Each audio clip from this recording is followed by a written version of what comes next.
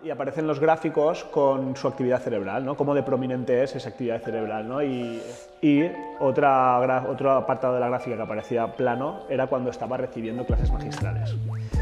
En cambio, cuando estaba haciendo cosas, cuando estaba haciendo deberes, cuando estaba en el taller, cuando estaba en tecnología, cuando estaba en las primeras fases del sueño, las gráficas pues, bueno, mostraban una actividad pues, electrodérmica súper prominente y súper... A priori, para los profes, por lo menos para mí, como yo nunca he sido muy habilidoso en el dibujo, siempre lo he tenido como una estrategia que no quería implementar en el aula porque yo no podía dibujar lo que sí dibuja Lucía, ¿no? Y el cerebro está activo. Sí. ¿Vale? Entonces esto es algo a tener en cuenta. No es determinante, pero es a tener en cuenta. Dice muy bien Chema Lázaro también. Hay clases magistrales que te llegan Al al alma. fondo del corazón, ¿no? Porque lo requiere el tema, porque... Algunas personas mayores que se lo enseñaban y él estaba mirando la tablet y veía al niño y él sí hacía así. Como diciendo, Hay unos muy bien. que ellos lo viven así. Como, bueno, sí, entra el dispositivo y parece que es wow, pero es que no es iPad, no es el tecnológico, es metodológico. Claro.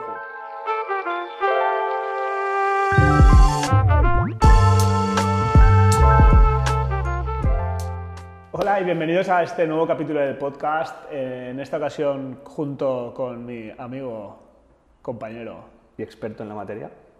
bueno, olvidaremos eso, el padrino de mi hijo, eso sí, Eso sí. con David. Vamos de vuelta un poco con, si te parece, David, porque claro, llegas a la hora que quieres. Fanny, pon el sonido cuando quieras también de tal. ¿Sabes? Aquí cada uno hace lo que le da la gana, pero bueno, que fluya. Tú has llegado cuando te da la gana. Bien, me acabo de despertar. Perfecto, tienes la sábana marcada en la cara todavía y son las 12:30. Pero bueno, en fin, de vuelta con la caja de herramientas, si te parece bien, ¿te parece un buen tema? Me gusta, me parece Es que ideal. si me dices que no, te digo que parece lo bien. busques tú.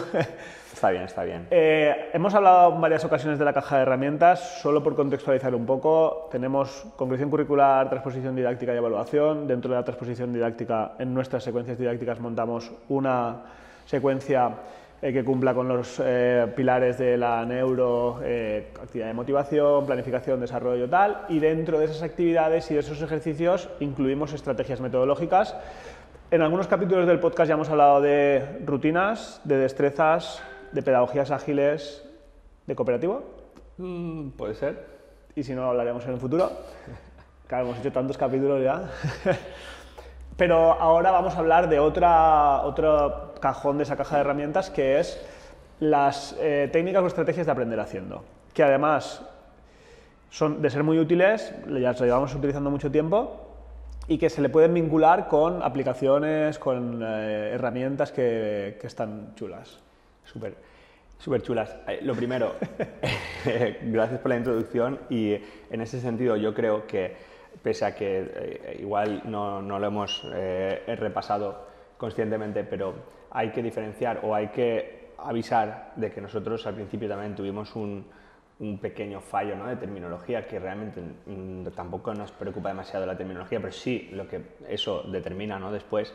Y es que en un principio a este bloque le llamábamos técnicas de aprendizaje activo, ¿no? Sí. Y ahora, Después de leer a Héctor Ruiz. Lo hemos corregido después de leer a Héctor Ruiz y de todas sus evidencias. De hecho, gracias a esto hay un artículo muy chulo en el blog que hizo el equipo de metodologías activas del grupo de la red, en el que se diferencia bien entre lo que es aprendizaje activo y lo que es aprender haciendo. ¿Quieres dar un poco la diferencia? Bueno, en principio y muy básica, porque realmente tendríamos que profundizar y leerla mejor. Que no tienes ni idea, vamos.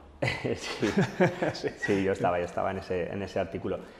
Básicamente, pues diferenciar de que el aprendizaje activo no es únicamente el hacer cosas, ¿no?, lo que sea manipulativo, sino que implica movilizar el pensamiento y movilizar también lo que el alumno piensa y que él esté activo, digamos, voy a decirlo muy básico, activo de mente, ¿no?, para que esto requiera un aprendizaje. Y el aprender haciendo sí que es por algo aportarte un poco simplemente y citando a Héctor Ruiz, lo que dice es que, o si lo he entendido bien, lo que dice es que el aprendizaje activo es cuando giramos, cuando el alumno sabe que está girando en torno al objetivo de aprendizaje. Cuando él tiene claro cuál es el objetivo de aprendizaje y moviliza pues todo su aparato cognitivo, o sea, toda su cognición en torno a eso, eso es el aprendizaje activo.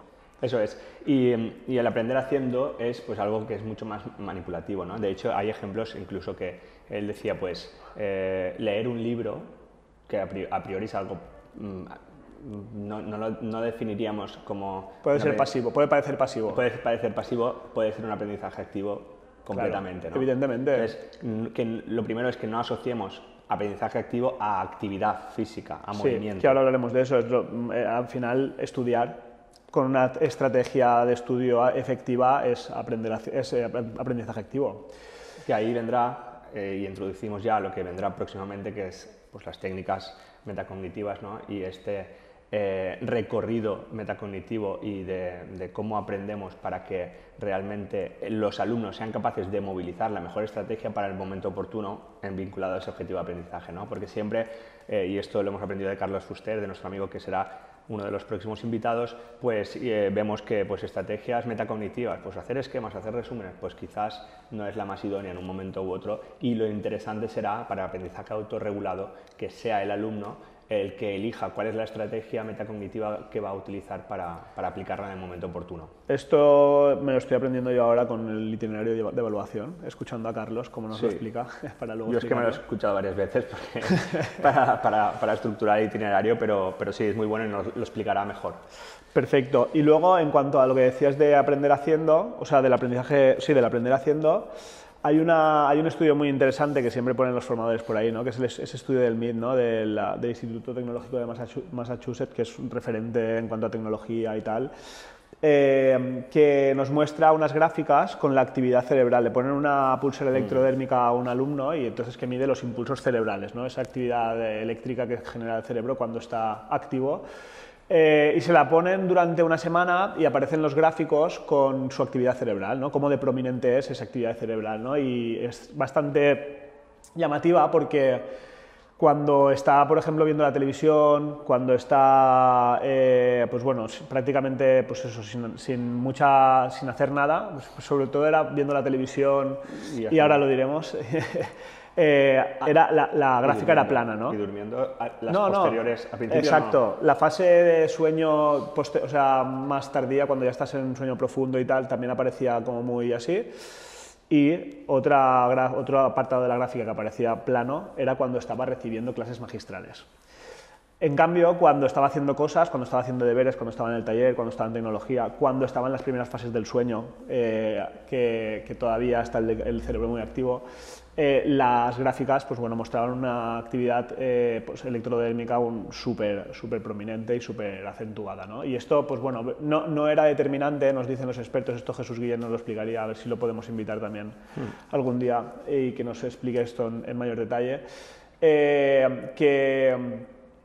que no corresponde, o sea, que no que haya más actividad cerebral significa que estén aprendiendo más, pero es verdad que el cerebro está activo, ¿vale? Entonces esto es algo a tener en cuenta. No es determinante, pero es a tener en cuenta. Entonces, concluimos que no pueden existir, no es bueno que existan clases magistrales. No. Y eso lo dice muy bien Chamarazzo también. Hay clases magistrales que te llegan al fondo del corazón, ¿no? Porque lo requiere el tema, porque el profe tiene una maestría increíble para ello y hay profes, hemos tenido todos profes que hemos vivido con sus clases magistrales momentos muy interesantes, ¿no? Él lo explica muy... O sea, no sé si era Chema o Héctor también, Ruiz, que decía que cuando incidimos en la motivación o cuando escuchamos... O sea, que hay muchas formas de motivar al alumnado, ¿no? Y que, por ejemplo, cuando ves a una persona que está explicando algo con mucha pasión porque lo está sintiendo, porque lo vive, ¿no? Que es esos ejemplos que estás poniendo, profesores que te estaban explicando las cosas como a mí me las explicaba mi amigo Simon, cuando quería que me explicase la historia, ¿no? Y me lo contaba de una manera que digo, tío, si este lo está viviendo así, era como que se activaban las neuronas espejo, ¿no? Si me lo está contando con esa pasión y con esa hace que me interese, ¿no? Entonces esto también es súper interesante, ¿no? A la hora de hecho, recuerdo, por ejemplo, en el cole muchos profes que vivían muchos asignaturas y, por ejemplo, también en el instituto en Historia del Arte, ¿no? Y ahora pienso, la temática de Historia del Arte nos podrían haber dejado tranquilamente, investiga sobre este cuadro. Y es algo que parece que es mejor que te voy a explicar este cuadro. Pero como lo explicaba Nacho, por ejemplo, que era el profe de Historia del Arte, pues que era muchísimo mejor que haber yo tenido que investigar sobre ese tema, ¿no? Y cómo lo vivía y cómo te expresaba lo que ahí se quería expresar, ¿no? Me ha recordado al de La Salle Teruel, tío. ¿Quién? Al que nos hizo el tour. Muy guay, muy guay. Muy guay. Estuvimos el otro día en Teruel, en un colegio de La Salle, con los profes, y nos cogió un profe y nos dijo, sí. ¿tenéis algo que hacer? Y yo, pues no, hasta mañana que tenemos sesión, estamos por aquí. Y dice, veniros que os voy a enseñar Teruel. Nos hizo un tour, tío, cómo lo vivía y cómo lo... Nos tuvo enganchados 2 horas y media, explicando todo, que podías decir, buah, pero no, es que y tú eres una persona que tienes la atención... dispersa, lo puedes decir. No sé si dispersa o es muy fuerte tu atención, pero en lo que tú quieres, ¿no? Y logró captar mi interés. Te dispersas bastante y logró captar tu interés. No, estuvimos 2 horas y media que pasaron volando y desde aquí le agradecemos a Iván ese rato. Sí. Bueno, vamos al lío. Vamos a hacer de nuestra caja de herramientas, yo voy a ir sacando estrategias y si quieres podemos ir haciendo una partida de ping-pong, ¿no? Con aplicaciones que nosotros usamos de normal para esto y ejemplos, ¿no? Vale. La primera de todas, el Visual Thinking. Vale. ¿Qué es el Visual Thinking? Pues ¿Qué modalidades hay y cómo lo utilizamos? Pues desde aquí también hacemos un llamamiento a que venga Lucía López, nuestra gran amiga del cole de San Roque de Alcoy. De ella hemos aprendido mucho sobre Visual Thinking. De hecho, el problema que tiene Visual Thinking a priori para los profes, por lo menos para mí, como yo nunca he sido muy habilidoso en el dibujo, siempre lo he tenido como una estrategia que no quería implementar en el aula porque yo no podía dibujar lo que sí dibuja Lucía, ¿no? Pero bueno, hay muchísimas herramientas que te permiten hacerlo y sobre todo el Visual Thinking tiene dos posibles casos de Lucía uso. Y me viene Miriam también. Miriam, claro, sí, Miriam también, por que supuesto. también le pegó al visual, ¿eh? Podrían hacer ellas un debate. Podríamos invitarlas a las dos a la vez. Eso es, sería muy guay. Y nosotros nos apartamos y que hablen sobre ello. Sí, total. De hecho, tiene un libro muy chulo que tenemos ya también sobre las mujeres, dibujado por ella. Vale, entonces, Visual Thinking en dos casos de uso, ¿no? Una, como profes, transmitirles a los alumnos la información a modo infografía. De forma mucho visual. Más visual.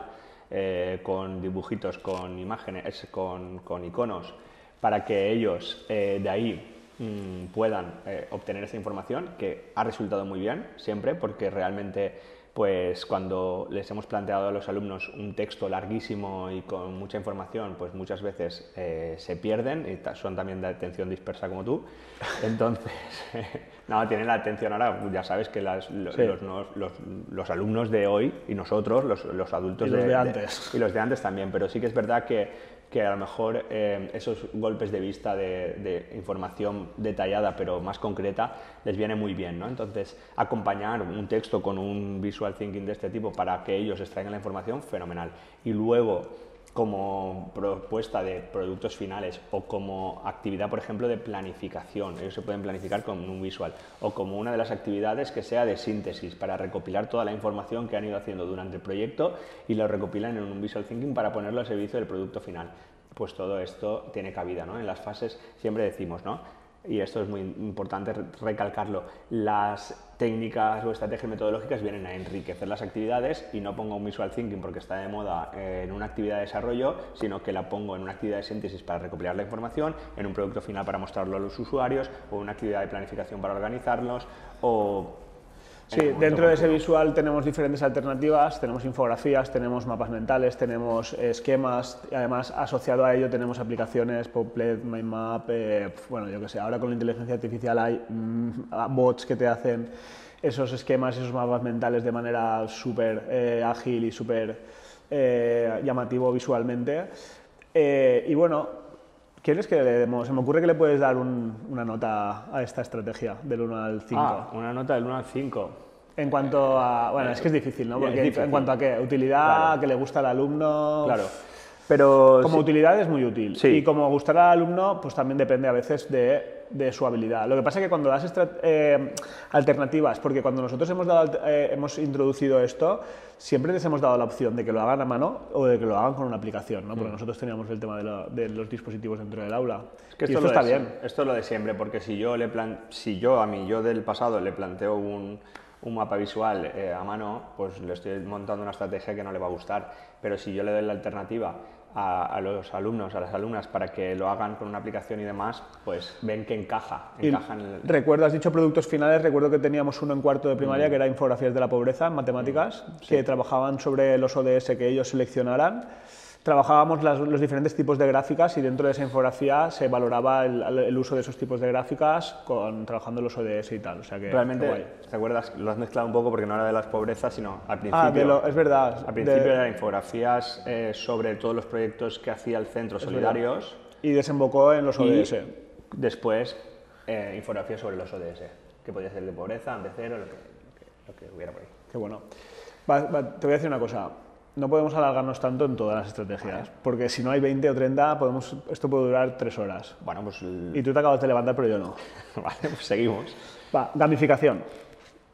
¿A quién vamos a invitar? A Miguel Ángel Azorín, a Vicente Estrada también. Tenemos un Dream Team de profes ahí. Y nosotros hablando por hablar y ellos ahí... Nosotros estamos introduciendo el tema. Su llamada. Sí. Gamificación.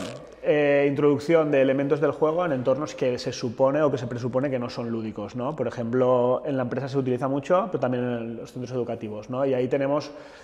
Ya te digo, no queremos entrar en detalles, pero tenemos una serie de elementos que forman parte de la gamificación, como son los badges, como son las puntuaciones, como son los premios, como son cosas así, que nosotros en lo que nos gustaba mucho era hacer la programación, o sea, tú hacías la secuencia didáctica y luego le ponías una capa superior que era gamificarlo, es decir, pues por hacer esta actividad tienes estos puntos o consigues estos badges o tal. De hecho, aquí tenemos varios ejemplos, ¿verdad? Hemos hecho muchas, sí. Si quieres explicar 3 o 4. No, yo solo quiero decir que la gamificación, quiero que aclares que la gamificación y el aprendizaje son juegos. El aprendizaje son juegos lo digo después, ¿vale? Entonces la gamificación, elementos del juego. Y yo, en ese sentido, quiero decir también que ya creo que abiertamente se sabe y la gente lo hace, que cuando hacemos un examen gamificado no estamos haciendo nada novedoso. Es un examen. O sea, quiero decir, yo quiero gamificar la evaluación y voy a hacer un examen y le voy a dar puntos por cada pregunta. Pero lo voy a hacer, o sea, es de sumas y restas, pero lo voy a envolver en el, yo qué sé, Clash Royale.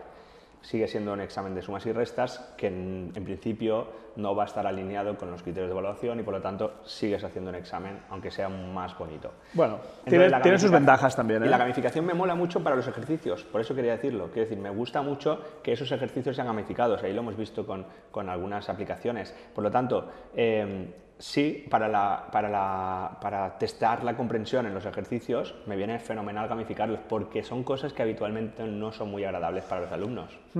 Entonces, si yo les tengo que hacer 150.000 ejercicios de multiplicaciones y tengo una aplicación que va gamificando y va sumando y va puntuando, pues nos viene de perlas. Sí, pero que no mezclamos con el aprendizaje basado en juegos, que luego lo veremos, ¿eh? También, pero no por jugar, sino porque les va dando medallas, les va dando... En ese sentido, tú lo que hiciste también fue gamificar los proyectos de lengua, con las destrezas, ¿no? Y ¿cómo iba esto? Lo que antiguamente eran los bloques de contenidos de la lengua, pues ellos en cada unidad, en cada situación de aprendizaje, acabábamos haciendo un producto final, por ejemplo, de expresión oral, pues si conseguían la medalla, iban viéndose en su panel con las medallas de cada uno de los bloques de contenidos y eso pues les iba motivando a hacerlo. ¿Se gamificó el plan lector también? También, correcto. Empezamos nosotros con los Simpson, ¿no? Los Simpson, correcto. Y luego Víctor también hizo el de Son Goku, ¿no? Que iba a arreglar páginas y ahora está el planeta. Los planetas. Mi hija está en eso, en los planetas. Y Fanny está enganchadísima al libro que le regalaste.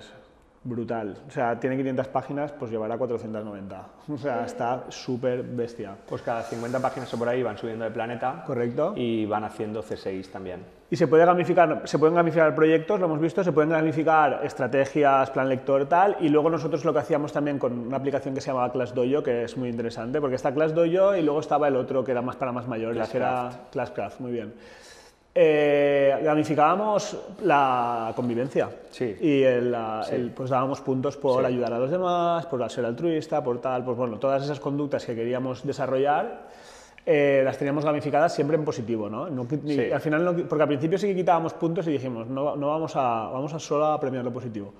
Que bueno, esto... Es mucho de motivación extrínseca un poco, ¿no? Sí.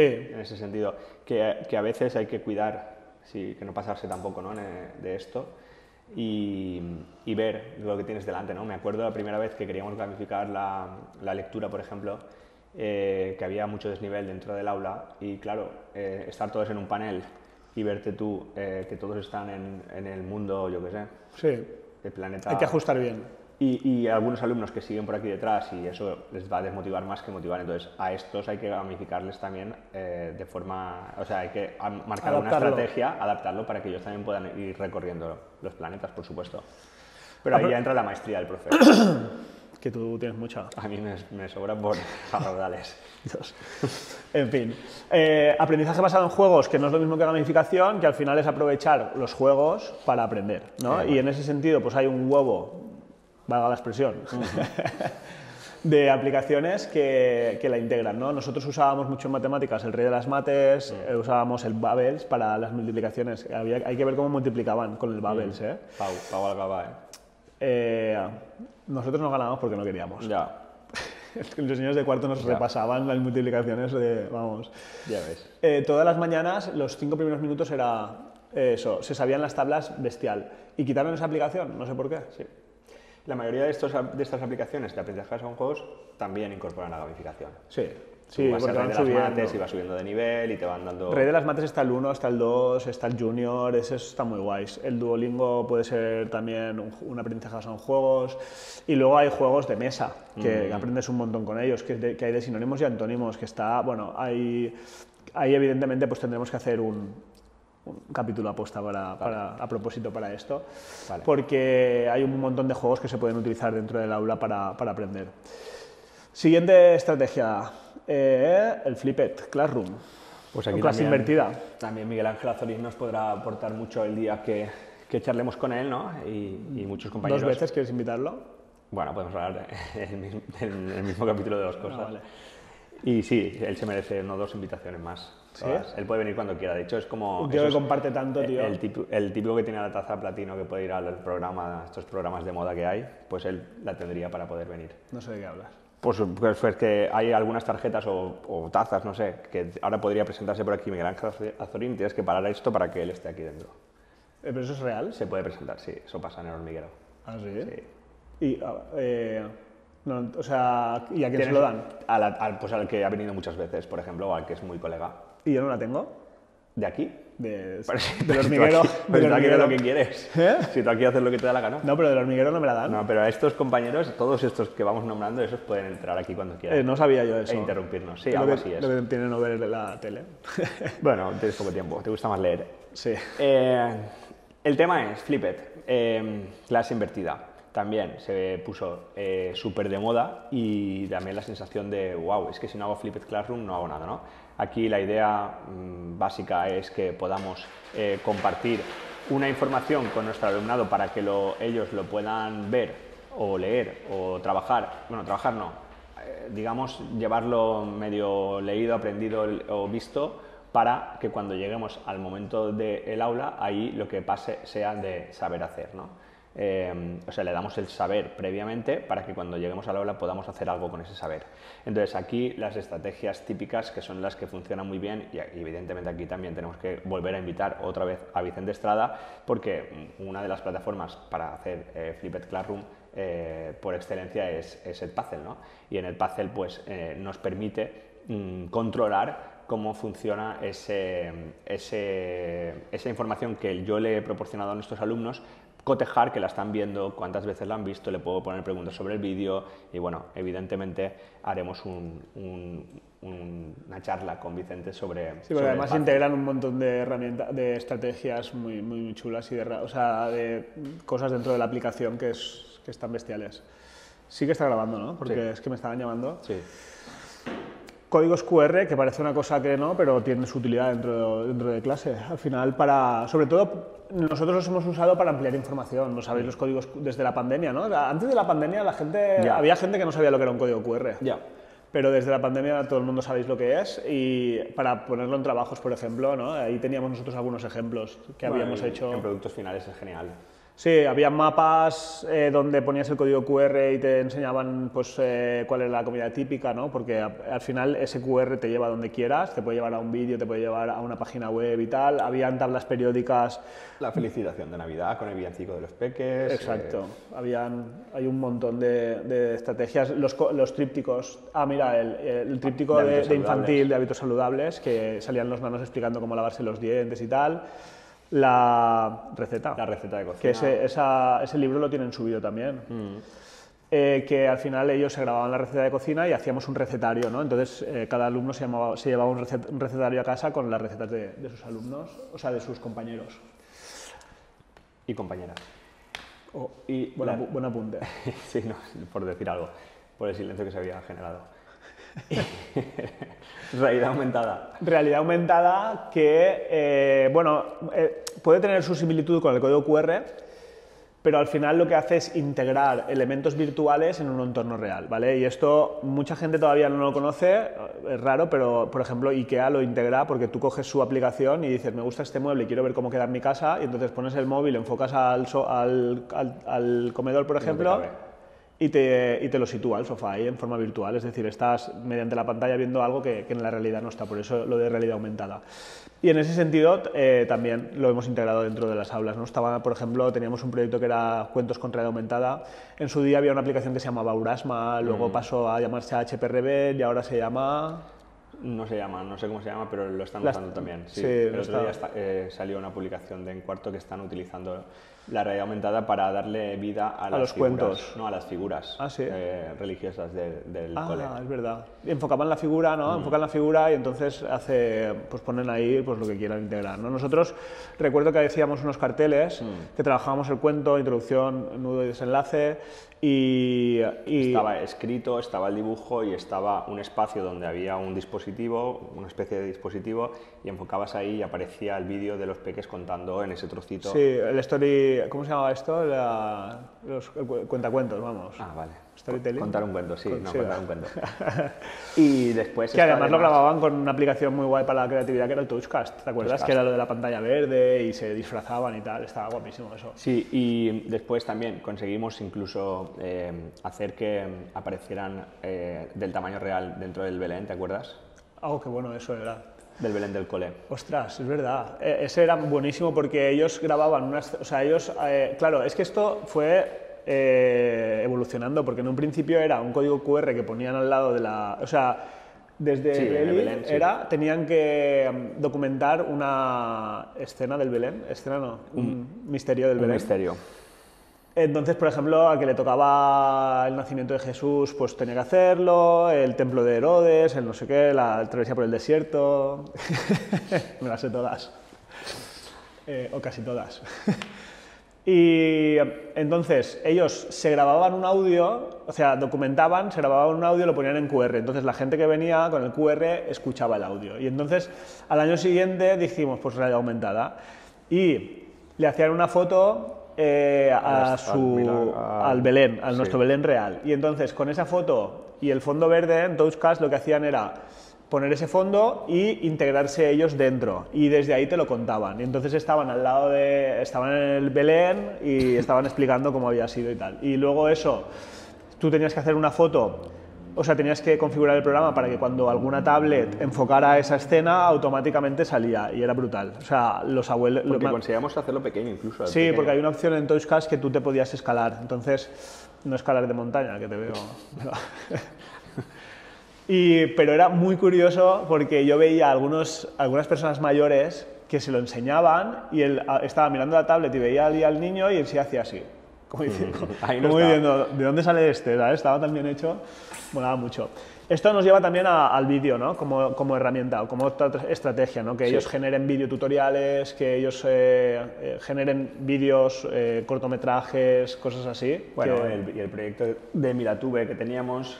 qué bueno, podías contarlo. De los youtubers de La Milagrosa, ¿no? Que ahí, pues al final era un repositorio de evidencias que queríamos tener nosotros para tenerlo controlado, pero lo adornamos todo con un entorno tipo YouTube y era un Google Sites en el cual pues los alumnos iban subiendo sus vídeos y era pues tenían ahí como suscríbete, su foto, bueno, ese proyecto es muy guapo también.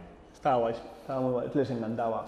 Hoy me decía Julia, esto no sé si lo he dicho antes, ¿no? Que antes hablábamos de los patios activos y decía, fue David el que se puso cabezón con esto, no sé qué. Dice, tú no hiciste nada? Y digo, hombre, nosotros pusimos los iPads ahí, dice, y se queda así pensando y dice, la verdad es que sería muy aburrido el cole sin tal. Y digo, y dice, y no sabríamos hacer vídeos ni tutoriales. Pero es que yo creo tal. que esa frase es muy guay de aburrido, pero porque realmente podría seguir siendo igual de aburrido con el iPad. Sí, no, pero es que el cambio es metodológico. Sí. Y es que ellos lo viven así. Como, bueno, sí, entra el dispositivo y parece que es wow, pero es que no es iPad, no es el tecnológico, es metodológico. Claro. Es decir, todo lo que conseguimos... Todos los ejemplos que estamos diciendo al final son cosas que a ellos les motivan un huevo. Sí. ¿Se puede decir huevo 2 veces en el mismo podcast? Sí, pues sí. No tengo tarjeta Platinum de esa, pero, No. o taza, pero... Es que no sé si es tarjeta o taza, pero... Vale. Podcast. Bueno, los podcasts también cada vez más, ¿no? Sí, no hay que explicar a nadie que es un podcast. Hay una aplicación que se llamaba Rec, que está Spreaker, que es muy buena para eso. Y podías contar el proyecto era un plan de animación lectora, ¿no? Que hacían un podcast explicando los libros. ¿Te acuerdas de eso? ¿Tú estabas en ese? ¿No te acuerdas? A ver, ¿cómo es?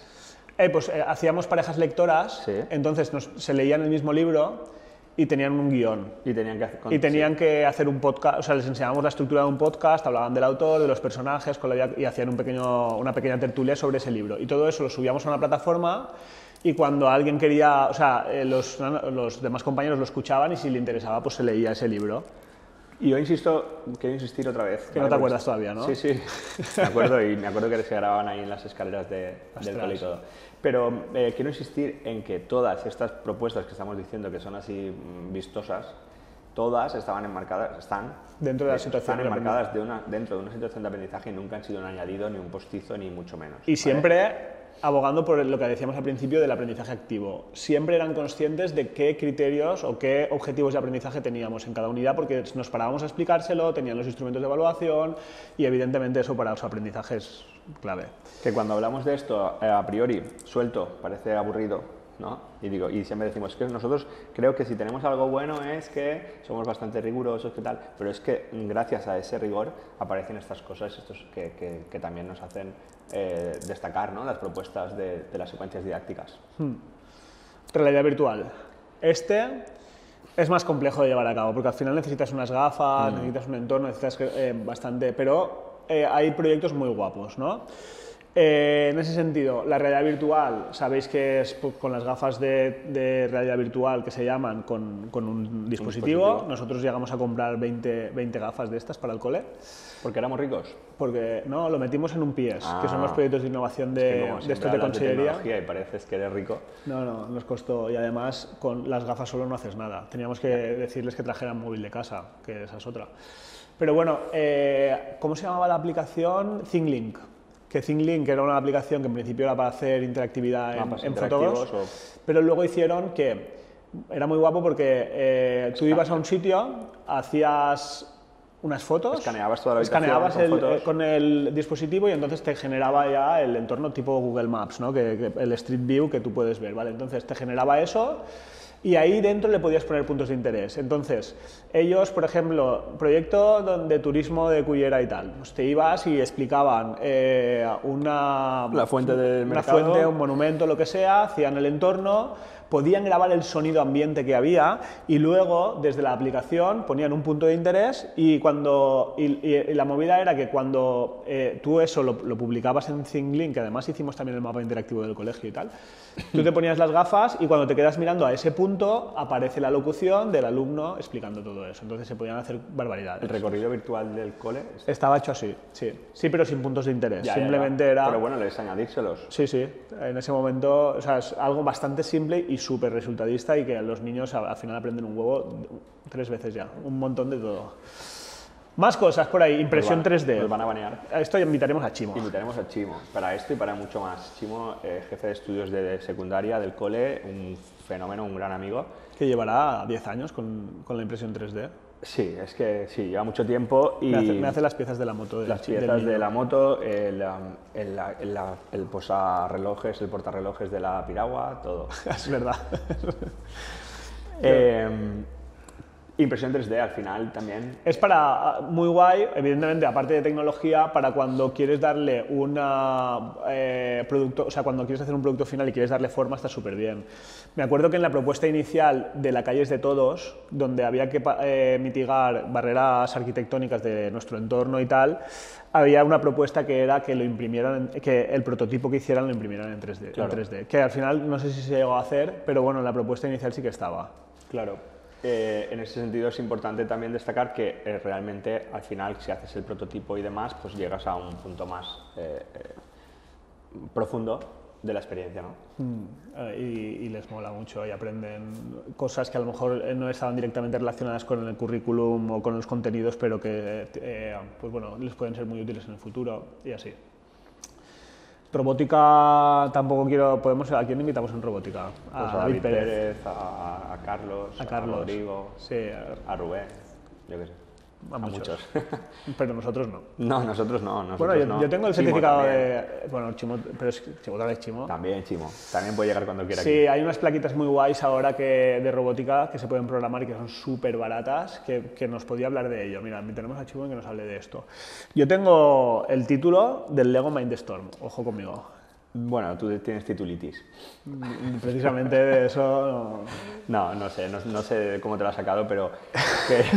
me lo imprimí. Pero interpreto que no era muy alto el nivel.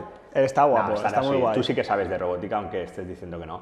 Tú controlas bastante y bastante más que yo, pero creo que además es una de las habilidades, ¿no? Que están ya en el día a día, sí. Y que hay que forzar, entre comillas, que se aplique más en las aulas desde bien pequeños, porque después los cerebros son diferentes también, como trabajan. Nosotros no lo hemos usado mucho en realidad. Nosotros no teníamos. En secundaria echamos muchísimo. En infantil está la abejita. Sí, bueno, el Bebot sí que está guay, y llegaron a comprar que para el lenguaje de programación, para programarlas, es una abejita que tú tienes que ir marcándole el camino, entonces ellos tienen 3 hacia adelante, 1 a la derecha y 1 hacia adelante. Y en la tablet sí que lo teníamos, el Bebot. Y lo gamificamos, pero tampoco le sacamos mucho. Y había otro también, ¿no? Que para generar... Sí, había uno que era de... Bueno, aplicaciones de robótica sí que hay, pero mola más... Swift Playground también, sí. De Apple. El programa. Tú dices... Y luego estaba también el de... Es un H, era un H. El Hotcode ese, sí. ¿No? Vale, muchos. También hemos hecho. Haremos un podcast de esto. Y luego tenemos los breakouts, por ejemplo. Que invitaremos bueno, ahí tenemos a Ana. A María. Y a Monse. Que son las Breaktube. Breakout también, pues otra vez, ¿no? Otro tipo de estrategia que viene guay, yo creo que sobre todo para la parte de las actividades de motivación, para la fase inicial de la secuencia, creo que viene muy bien. O incluso para... Como la síntesis tampoco está mal, Para síntesis o para descubrir la teoría también. Para esa investigación. Pero en la fase de motivación mola, porque después de una serie de cuestiones... A mí casi me gusta más en la fase de investigación, tío. Ya. Porque es como que se obligan un poco. Lo que pasa es que a veces ahí también se pierde un poco el foco del aprendizaje, ¿no? Porque es como... Y es bastante caótico, en el sentido de que... Depende. Ya, sí. Bueno, el testeo puede ser el mismo breakout, en realidad. Ya, pero sí, lo que dices tú, a lo mejor si es por equipo... Bueno, que a lo mejor alguien no sabe lo que es un breakout. Es como un escape room, pero no, en un cole eso de encerrar a 30 alumnos en clase igual no está muy bien visto. Entonces, lo hemos hecho, pero sin ser breakout, no se portaban mal. ¿No? ¿Se puede decir o no? No, yo lo he dicho siempre que el escape room lo inventó mi madre. Cuando me decía, te metes en la habitación y hasta que no esté ordenado no sales. Pues bueno, era un poco, ¿no?, el inicio de... Pero bueno, el breakout es lo mismo, pero para abrir cajitas y solucionar enigmas y tal. O sea, muy guay. Sí, es una buena estrategia. mola, sí, para esos 3 momentos seguramente. Síntesis, sobre todo investigación, y yo creo que la fase de motivación para descubrir el producto final también mola. Sí. Pero bueno, para la investigación, si lo enfocas bien y después testeas bien que han comprendido lo que han ido investigando, fenomenal. Y ya por último, aplicaciones que hemos utilizado y que facilitan un poco la creatividad, Wow. ¿vale? Que hemos hablado antes del Touchcast, bueno, habrá 1000, ¿no? Pero muy rápido que hemos utilizado para... Bueno, y ahora Touchcast te puedes suscribir. ¿O quieres que hagamos esto en otro podcast? Sí. Vale, Sí. Pues yo creo que acabamos aquí. Pues sí, Nos hemos dejado pues ya muchas, está. ¿eh? Pues ya está. Nos hemos dejado A ver, algunas. es Pero es que que llevamos, hacemos muchas cosas, Guillermo, llevamos mucho tiempo. Ahora ya no tantas. pero hacemos muchas. Seguimos Ahora está haciendo. con la inteligencia artificial ahí. Exacto, y nos hemos dejado ese bloque quizá No, eso de... será otra historia. Pero también hay Mira, que el de apps integrarlo. con inteligencia artificial puede estar guay. Fenomenal, pues. Pues si lo queréis, dadle a like y suscribiros y no, tantos buscad likes, las 7 bolas de dragón. tantos likes, ¿no? Porque si no van a colapsar Ya. la plataforma. Entiendo. Mira, Fanny. Se queda. En fin, bueno, pues nada, vamos a dar por finalizado esto, una conclusión que sea así muy llamativa, David. Una- Pues nada, esperamos haberos... De cara a la galería. Esperamos haberos inspirado con nuestras propuestas. Todas han nacido de la práctica real en las aulas Y de mis ideas. y de las ideas de Guillermo. Y, y realmente pues seguiremos intentando traeros nuevas propuestas para los próximos capítulos. Te ha quedado bien. Hasta la próxima.